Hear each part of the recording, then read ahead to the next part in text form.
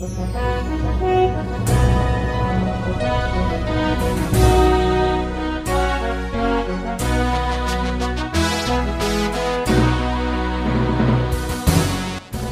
bagi saudara sekalian.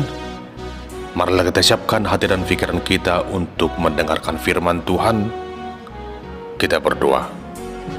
Kasih karunia dan damai sejahtera dari Allah Bapa kita dan dari anaknya Tuhan Yesus Kristus menyertaimu. Amin. Jemaat yang dikasihi Tuhan, firman Tuhan yang menjadi nas khotbah dalam epistel Minggu tanggal 17 November tahun 2024 tertulis dalam kitab 1 Samuel pasal yang kedua, ayat yang pertama hingga ayat yang ke-10. Beginilah firman Tuhan. Lalu berdoalah Hana, katanya, hatiku bersukaria karena Tuhan, tanduk kekuatanku ditinggikan oleh Tuhan, mulutku mencemoohkan musuhku, sebab aku bersukacita karena pertolonganmu. Tidak ada yang kudus seperti Tuhan, sebab tidak ada yang lain kecuali Engkau, dan tidak ada gunung batu seperti Allah kita. Janganlah kamu selalu berkata sombong, janganlah caci maki keluar dari mulutmu, karena Tuhan itu Allah yang Maha Tahu, dan oleh Dia perbuatan-perbuatan diuji. Busur pada pahlawan telah patah, tetapi orang-orang yang terhuyung-huyung, pinggangnya berikatkan kekuatan. Siapa yang kenyang dahulu, sekarang menyewakan dirinya karena makanan. Tetapi orang yang lapar dahulu, sekarang boleh beristirahat. Bahkan orang yang mandul melahirkan 7 anak, tetapi orang yang banyak anaknya menjadi layu. Tuhan mematikan dan menghidupkan. Ia menurunkan ke dalam dunia orang mati dan mengangkat dari sana. Tuhan membuat miskin dan membuat kaya. Ia merendahkan dan meninggikan juga. Ia menegakkan orang yang hina dari dalam debu dan mengangkat orang yang miskin dari lumpur, untuk mendudukkan dia bersama-sama dengan para bangsawan dan membuat dia memiliki kursi kehormatan. Sebab Tuhan mempunyai alas bumi dan di atasnya ia menaruh daratan. Langkah kaki orang-orang yang dikasihinya dilindunginya, tetapi orang-orang fasik akan mati binasa dalam kegelapan. Sebab bukan oleh karena kekuatannya sendiri seseorang berkuasa. Orang yang berbantah dengan Tuhan akan dihancurkan. Atas mereka ia mengguntur di langit. Tuhan mengadili bumi sampai ke ujung-ujungnya. Ia memberi kekuatan kepada raja yang diangkatnya dan meninggikan tanduk kekuatan orang yang diurapinya. Demikian pembacaan firman Tuhan. Saudara terkasih, selama kita tinggal di tengah-tengah dunia ini, kita akan menghadapi apa yang namanya pergumulan. Dan pergumulan itu datang silih berganti. Begitu berat rasanya. Dan di antara pergumulan itu, kadang kita merasa begitu menyesakkan oleh karena beban hidup yang begitu berat. Kita merasa seolah tidak ada lagi jalan keluar atas semua yang kita jalani itu. Namun di saat jalan keluar terlihat di depan mata, maka kita akan merasakan suatu sukacita yang sungguh luar biasa. Sukacita itulah yang dirasakan oleh Hana ketika Tuhan menjawab doanya. Di mana sebelumnya Hana mengalami pergumulan di tengah-tengah kehidupan rumah tangganya. Setelah sekian lama ia menantikan hadirnya anak di tengah-tengah kehidupannya, di hadapan suaminya yang bernama Elkana saat itu. Dan di tengah situasi itu, Penina menganggap remeh akan keberadaan Hana yang mandul, yang tidak memiliki anak. Itu membuat Hana merasa tertekan jiwanya. Di tengah situasi yang begitu berat saat itu, Hana menyerahkan semua pergumulannya kepada Tuhan.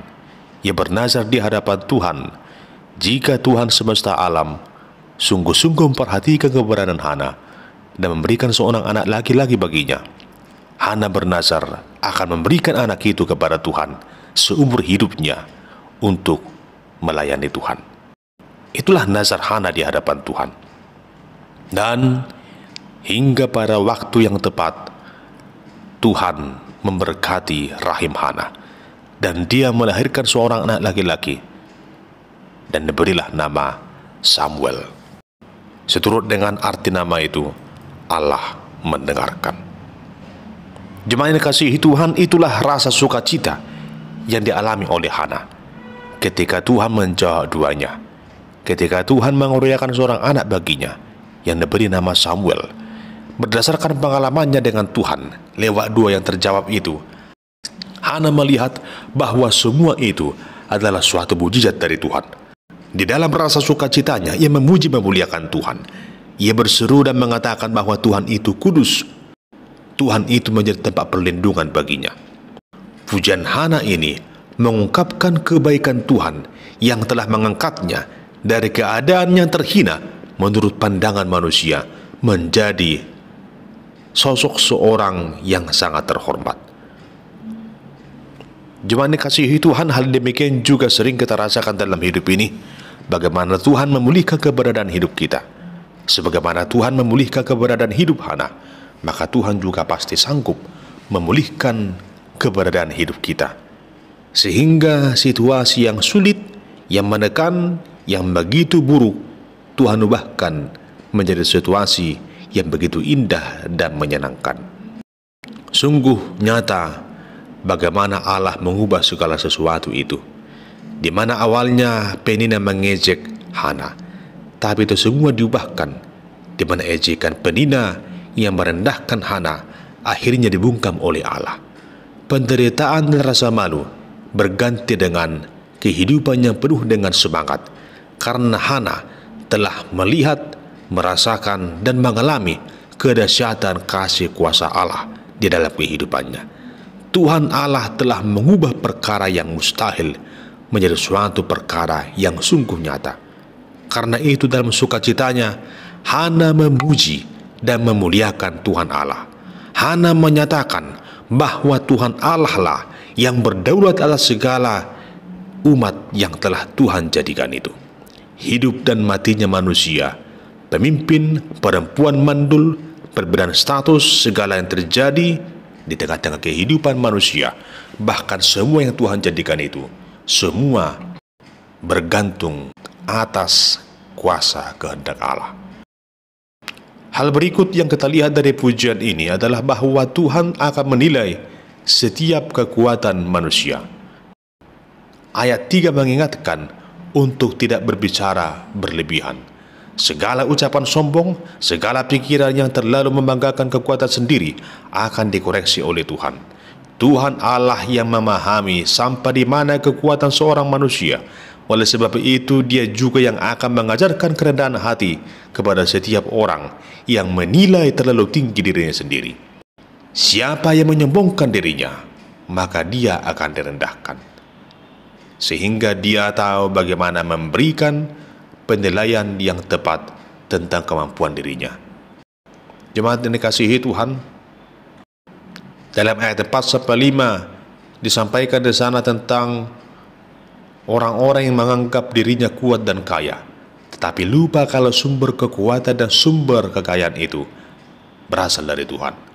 Kekuatan Tuhanlah yang menopang manusia, dan Tuhanlah yang memberikan segala yang dapat dinikmati oleh setiap orang.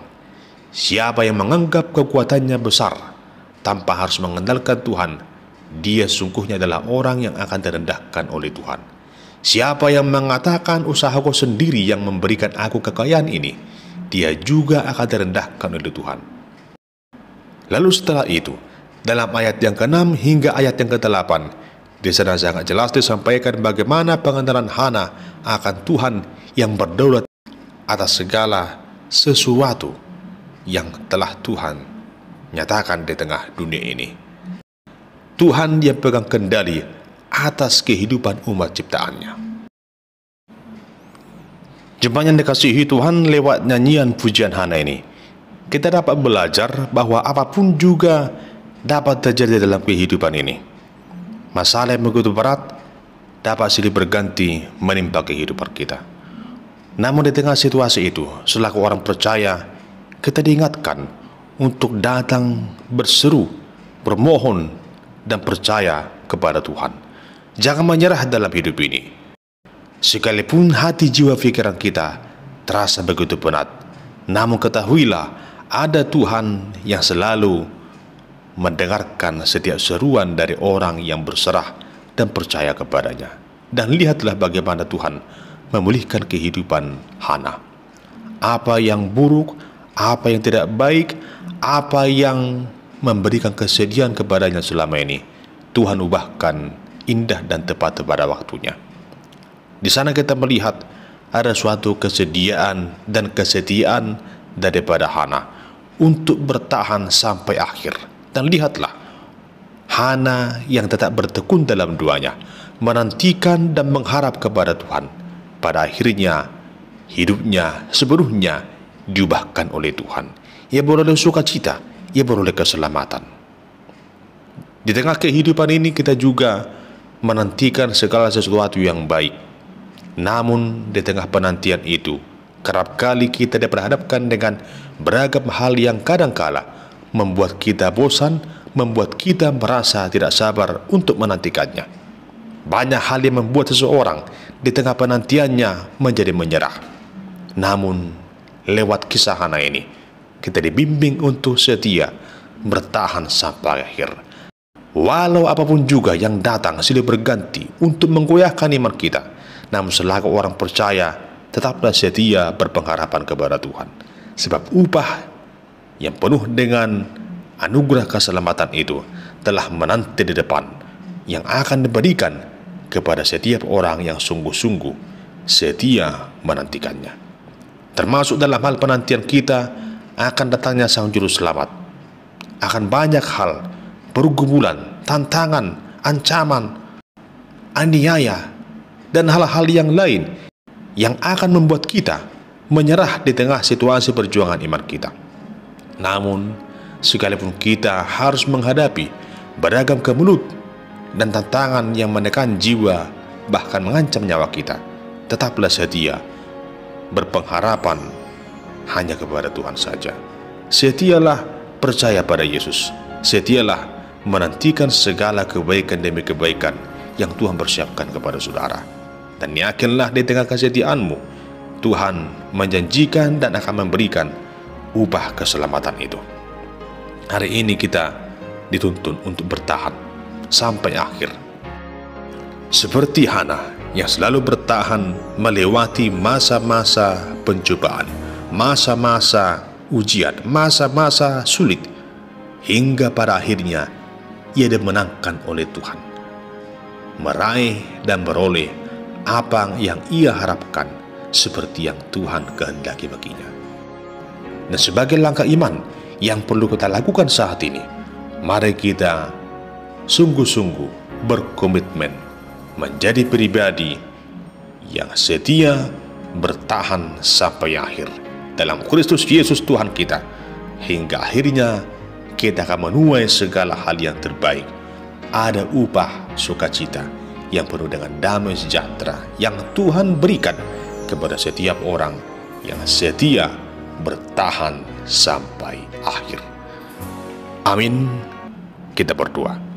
Tuhan Allah yang Maha Kuasa, kami sungguh mengakui penyertaan Tuhan yang tak berhenti di sepanjang perjalanan hidup kami.